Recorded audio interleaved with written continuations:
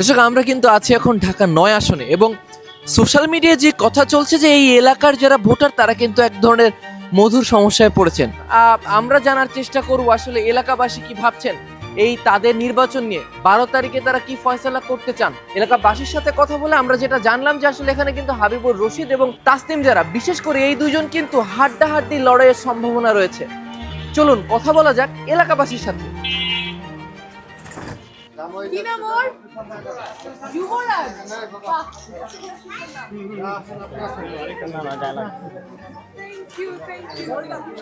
মানে নতুন প্রজন্মের একজন প্রার্থী আপনারা পেয়েছেন এবং আপনাদের খুব উচ্ছ্বাস নিয়ে আসলে তার সাথে সাক্ষাৎ করছে, কেমন লাগতেছে আসলে? বা তাসনিম তারা নিয়ে একটু আসলে মানে আমাদের চাহিদাটা তো ওনাদের মতো প্রার্থী আসুক, আমাদের জন্য কাজ করুক, জনগণের হয়ে কাজ করুক, আমরা সবসময় এরকমটাই চাই।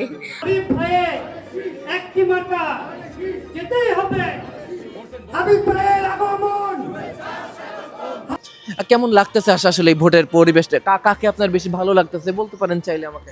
মোটামুটি এদিকে সবারই জনপ্রিয়তা, তবে হাবিব ভাইয়ের জনপ্রিয়তা বেশি। সমাজে ভালো করতে চেয়েছি।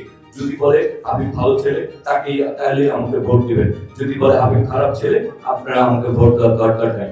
এই যে আপনার ভূমিকা আপনাদের সাথে এই মুরব্বীদের সাথে হুদাবাইকে যদি বলে তার তোমার সবচেয়ে প্রিয় ছোট ভাই বলবি, আমি জানি হুদাবাই আমার নাম কি বলবে। আমরা রাজনৈতিক জীবনে আমরা অনেক জুলুম নির্যাতন সহ্য করলেও আগামী দিনে কোনো প্রতিহিংসার রাজনীতি করতে চাই না। রাজনীতিতে কেন আসলাম? সব কিছু ঠিক করার জন্য কি দরকার? আরো বেশি পলিসিতে কাজ করা দরকার, নীতিতে কাজ করা দরকার। শুধুমাত্র ডাক্তার হয়ে আমি আমার রোগী সেবা নিশ্চিত করতে পারবো, কিন্তু সবাই যাতে স্বাস্থ্যের অধিকারটা পায় সেটার জন্য রাজনীতিবিদদের সংসদে কথা বলা লাগবে, সংসদে ওই আইনগুলি পাস করানো লাগবে। এই এলাকার ১ নম্বর সমস্যা আমি বলে দিই, ১ নম্বর সমস্যা গ্যাসের সমস্যা। মানে এটা যে কি কষ্ট।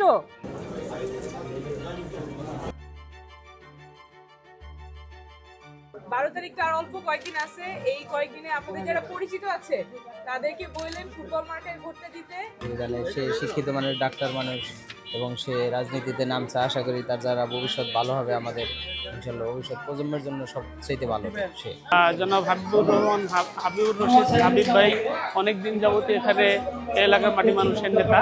তার একটা ভালো গুণ যেটা এলাকার মানুষ বলে যে সে আসলে কারো বিরুদ্ধে যে নোংরা রাজনীতি যেটা সেটা সে পছন্দ করে না। আমি তো মনে করি যে বাংলাদেশের মধ্যে এই আসনটা সবচেয়ে ভাগ্যবান আসন, যে তাসনিম জারার মতো একটা চৌখস একটা মানুষ পাইছে। আসলে বাংলাদেশের এটা আশীর্বাদ তাসনিম জারা, যে ওনার মতো একটা শিক্ষিত এবং মেধাবী লোক রাজনীতিতে আসছে। আমরা সবাই একটা নির্বাচনী, আমরা সকলেই সহযোদ্ধা। আমরা এখানে আমি চাচ্ছি আমরা যারা এখানে নির্বাচনী প্রার্থী রয়েছি সকলে যাতে ঐক্যবদ্ধভাবে আমরা কাজ করতে পারি এবং জনগণের কাছে যেতে পারি।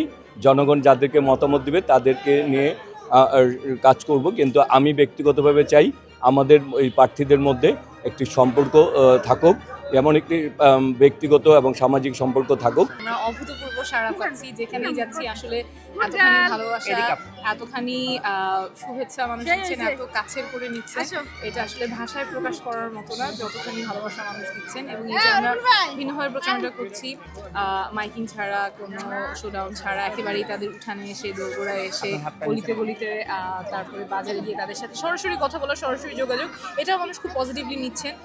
তো এখান থেকে আসলে একটা ইঙ্গিত পাওয়া যায় যে মানুষ নতুন রাজনীতির জন্য কতটা মুখিয়ে আছেন।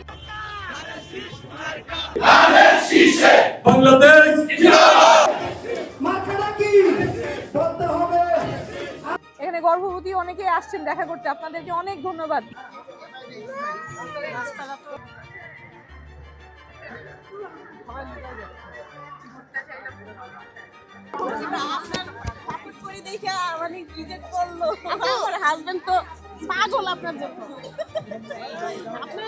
ঢাকা ৯ আসনে সারাদিন ঘোরার পরে আসলে এই আসনের যারা ভোটার আছেন তারা কিন্তু নিজেদেরকে ভাগ্যবান বলছেন। আমরা তাসনিম জারার প্রচারণা দেখলাম, আমরা হাবিবুর রশিদেরও প্রচারণা দেখলাম এবং এই আসনের মতো উৎসাহ উদ্দীপনা নিয়ে মানুষ যে নির্বাচনে অংশ নিচ্ছেন এবং মানুষ যে নির্বাচনী প্রচারণায় অংশ নিচ্ছেন এটা আসলে বিরল। এবং ভোটের আর অল্প কয়েকদিন বাকি এবং আমরা আশা করব যে আসলে এই আনন্দ এবং এই যে ভোটের আমেজ, ঈদের মতো যে আনন্দ, এটি বজিয়ে থাকবে এবং আমরা একটি সুষ্ঠু ভোট পাবো।